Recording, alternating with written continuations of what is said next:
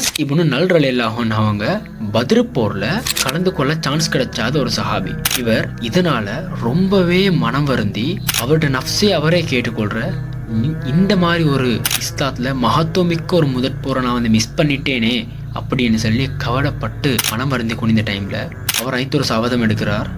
அடுத்து ஏதாச்சும் ஒரு போர் வந்தேன்னு சொன்னடா அதுல நான் என் முழு மூச்சோட நான் செயற்பட்டு அதுல நான் இஸ்லாத்துக்காக உயிரை நான் கொடுக்க தயங்க மாட்டேன் அப்படின்னு சொல்லி ஒரு சபதம் எடுக்கிறார். அது சபதம் எடுக்கிற டைம்ல தான் உஹது போர் நிகழ்து. உஹது போர் ஸ்டார்ட் ஆகி கொஞ்ச நேரத்துல போரும் முடிவுக்கு வந்துடுது. உஹது போர் ஆரம்பத்துல முஸ்லிம்களுக்கு வெற்றி ஏற்பட்டது. அந்த வெற்றி மிச்ச நேரம் இருந்துச்சான்னு கேட்டீங்கன்னா அதான் இல்ல.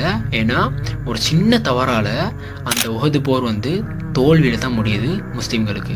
அப்ப அங்க என்ன நடந்துச்சுன்னு சொன்னா, ரசூலுல்லாஹி ஸல்லல்லாஹு அலைஹி வஸல்லம் அவங்க சில சஹாபாக்களை குறிப்பிட்டு இந்த இடத்த பத்தி நெல்லுங்கோ, இந்த இடத்துல எதிரிகள் ஊடுருவி வாரதுக்கான நிறைய சான்சஸ் இருக்குன்னு சொல்லி ரசூலுல்லாஹி ஸல்லல்லாஹு அலைஹி வஸல்லம் அந்த சில சஹாபாக்களை சொல்லிட்டு போற, நான் செல்ற வரைக்கும் அந்த இடத்துல இது யாரும் நகர வேண்டாம் அப்படின்னு கட்டளையிட்டு அவர் செல்கிறார். வெற்றி கிடைச்சதுக்கு அப்புறம் அது இந்த ரசூலுல்லாஹி ஸல்லல்லாஹு அலைஹி வஸல்லம் காவலுக்கு நிக்க வச்சுட்டு போன அந்த சஹாபாக்களுக்கும் அது கேள்விப்படுது. கேள்விப்பட்டதுக்கு அப்புறம் அவங்க என்ன பண்றாங்கன்னா, நாங்க தான் வெற்றி அடைஞ்சிட்டோமே, அப்ப ஏன் நாங்க இங்க ஈக்கணும்னு சொல்லி அவங்க போர்க்களத்துக்குள்ள போறாங்க. போர்க்களத்துக்கு போறது முன்னாடி ரசூலுல்லாஹி ஸல்லல்லாஹு அலைஹி வஸல்லம் அந்த 2 சஹாபாக்களுக்கு தலைவராக ஒருத்தர் நியமிச்சுட்டு போற ஒரு சஹாபிய.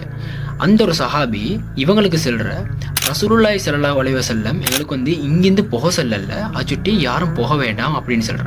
ஆனா இதை இவங்க காது கெடுக்காம ரசூலுல்லாஹி ஸல்லல்லாஹு அலைஹி வஸல்லம் அவங்களோட கட்டளை போர் நடக்கிற வரைக்கும் தான் சொல்லி இவங்களுக்கே நினைச்சு கொண்டு இவங்க அந்த இடத்த விட்டு போறாங்க. போனதுக்கு அப்புறம் முதுபுறம் காட்டி ஓடின சில காஃபிர்கள் அந்த வழியாக முஸ்லிம்களை தாக்க ஆரம்பிச்சிடாங்க. வெற்றி அடைஞ்சிட்டோமேன்னு சொல்லி சந்தோஷத்துல இருந்த அந்த முஸ்லிம்கள் மத்தியில திடீர் தாக்குதலை அவங்க எதிர்பார்க்காத டைம்ல 4 பக்கத்துலயும் காஃபிர்கள் சூழ்ந்து முஸ்லிம்கள் நடுவில் மாட்டி சீர்குலைஞ்சி நிலை குலைஞ்சி போறாங்க.